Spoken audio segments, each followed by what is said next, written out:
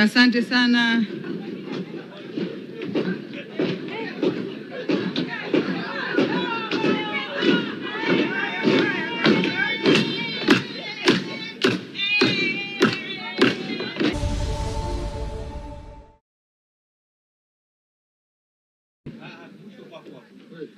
Mheshimiwa Mwenyekiti, nakushukuru sana na mimi kwa kunipa nafasi ya kuchangia kwenye hotuba ya bajeti ya wizara hii muhimu ya maendeleo ya jamii, jinsia na makundi maalum.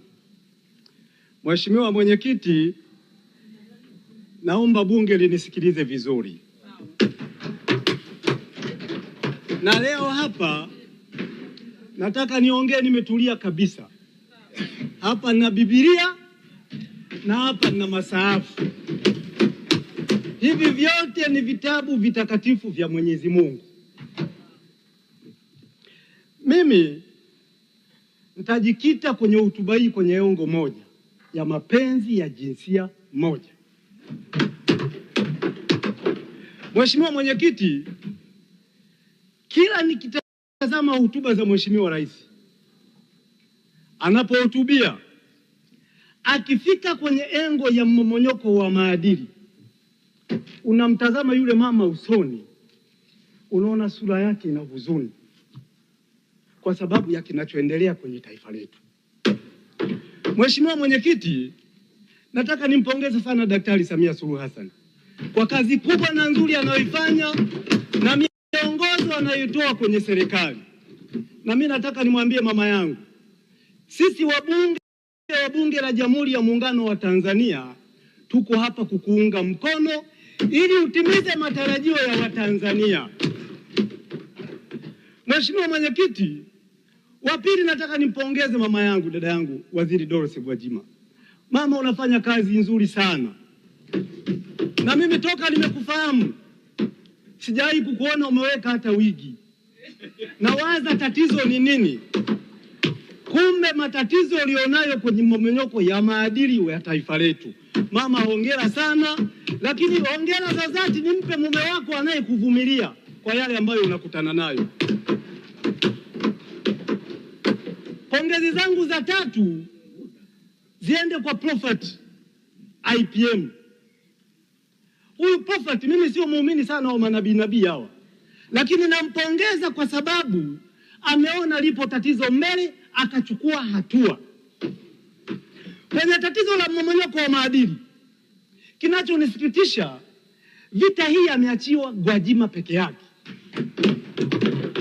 Lakini vita hii, Mheshimiwa Mwenyekiti, inahusu wizara zaidi ya 8.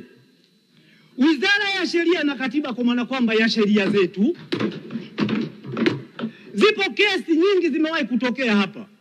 Hawa watu wanaofanya matendo kama haya wakipelekwa mahakamani wanashinda kesi zile, na wakili anasimama kwa kujimwambafai kabisa eti hoja iliyokuwepo ni kwamba mtu ameingiliwa kinyume cha maumbile, na kuingiliwa kinyume cha maumbile haieleweki ni nini.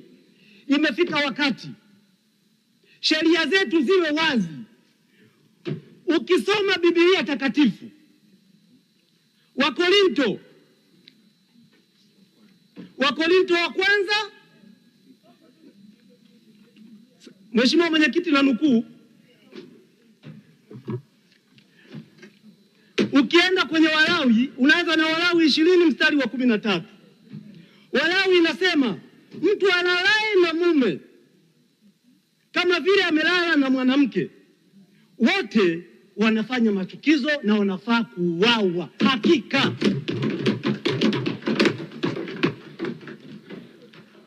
ukienda kwa Wakorinto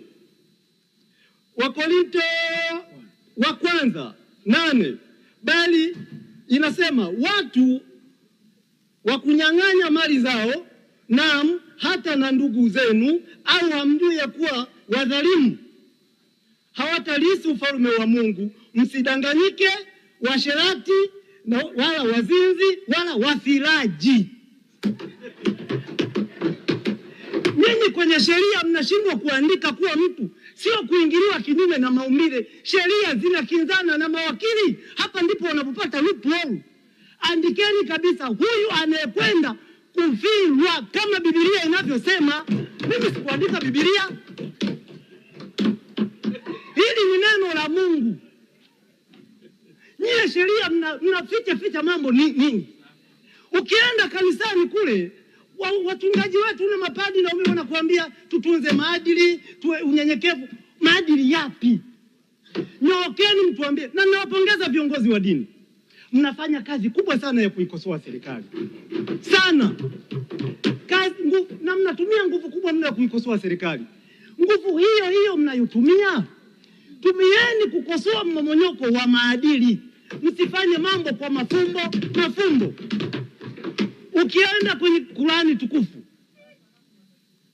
Surat Hud, mstari wa 78 mpaka wa 83, Mwenyezi Mungu katika Qur'ani aliwapa adhabu kubwa sana Kalmaluti kwa kupigwa jiwe kichwani, ambapo kila mtu mmoja aliandikiwa jiwe lake, na baadaye Allah alimwamrisha Jibrili kuipindua ardhi upside down, kusiwepo kabisa hata alama yao baadaye.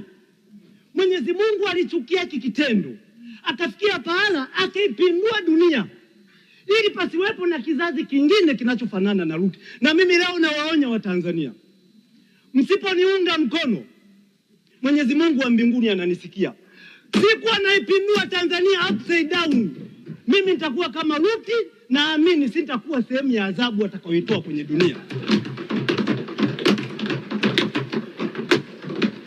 Qur'ani tukufu bado inasisitiza.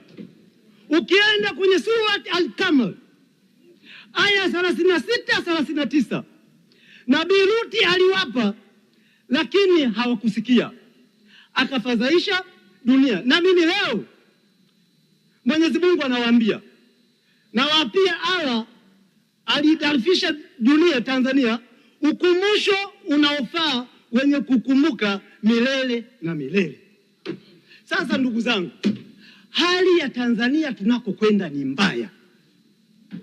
TAMISEMI, jambo hili mmemwachia Mama Gwajima. Matatizo makubwa yanaanza kwenye local government. Mmetunga sheria ya kutoa mavibali ya utamaduni. Ngoma zinazochezwa huko, ndugu zangu, zinaharibu kabisa maadili ya nchi yetu. Kina mama wanacheza uchi mbele ya watoto wao. TAMISEMI mpo, mnatoa vibali. Wizara ya Sanaa, Utamaduni na Michezo, mnalo jukumu kubwa sana. Sasa hivi kumezuka madesigner na mambo haya. Mheshimiwa Mwenyekiti, zikipungua kidogo niongeze tu kidogo mambo, kwa sababu mna kazi ya kulikomboa taifa. Mambo haya yanaanzia mbali. Wasanii wetu wakubwa, ma celebrity, sasa hivi wanavishwa vinguo vya kike kama vinaitwa crop top, sijui crop top. Sisi tuliotoka Katavi, ukitazama Mtanzania mkubwa kabisa, msanii mkubwa amevaa kale, sisi tunajua ni blouse. Hawa watu huwa wanawaandaa watu kisaikolojia ili tatizo linaloendelea lionekane ni la kawaida. Ifike pahala wasanii sasa hivi tunao waigizaji wengi sana wa kike. Hakuna sababu ya mtoto wa kiume kuweka matako. Hakuna sababu ya mtoto wa kiume kutinda nyusi na kupaka wanja. Ifike pahala vitendo hivi Wizara ya Sanaa, Utamaduni na Michezo ichukue hatua. Mambo ya ndani, Mama Gwajima anafanya kazi kubwa. Kazi ya kuchunguza na kuchukua hatua na kukamata ni yenu. Mnashindwa nini? Na hapa mimi ndipo ninapopata shida.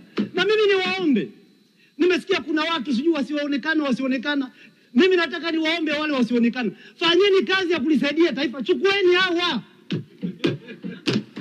ili taifa hili libaki salama. Wizara ya Elimu, mnalo jukumu kubwa la kuhakikisha maadili kwenye shule zetu yanasimama. Wizara ya Mawasiliano, huko kwenye mitandao ni balaa. TCRA sijui hata mnafanya nini.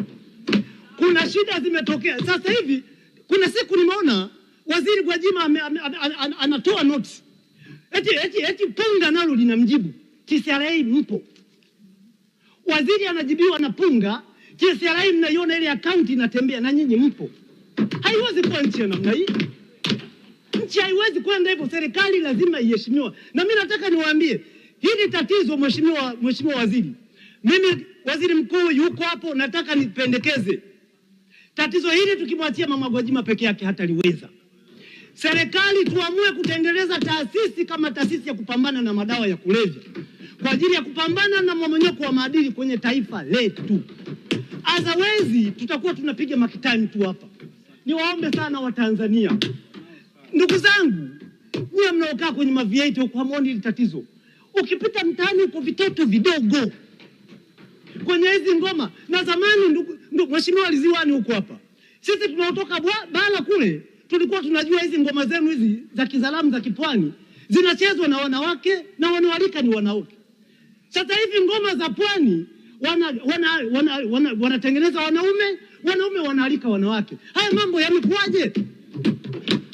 Mheshimiwa Liziwani na wenzio watu wa pwani na Ulega, mmebadilisha utaratibu? Hebu mtusaidie sisi wa shamba tunaotoka Katavi. Hizi ngoma zenu za pwani, sijui kibao kata, sijui Mheshimiwa na kuongezea dakika 2. Asante sana mheshimiwa.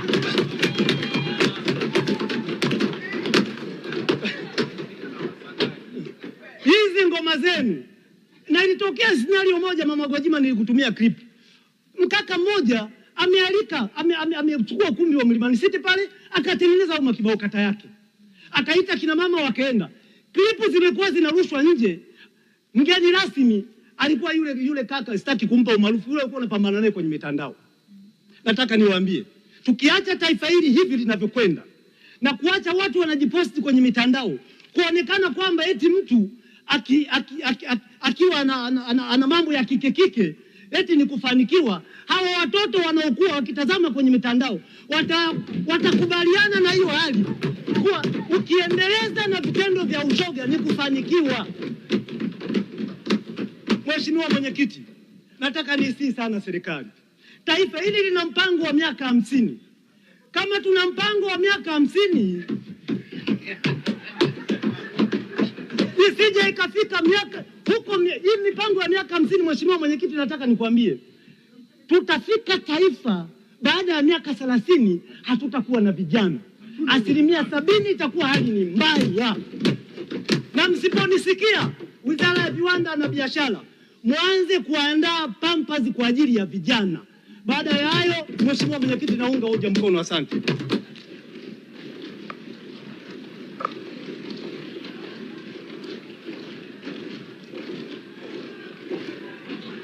Asante sana.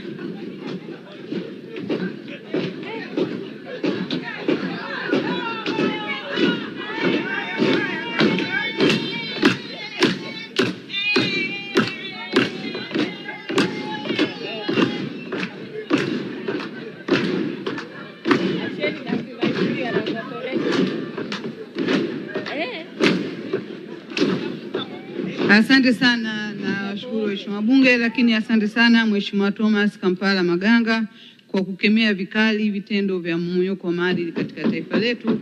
Sio jambo la kufurahia wala kuchekea, ni jambo la hatari, na endapo Mwenyezi Mungu hasira zake zikizidi, na sisi tunaweza kuangamia.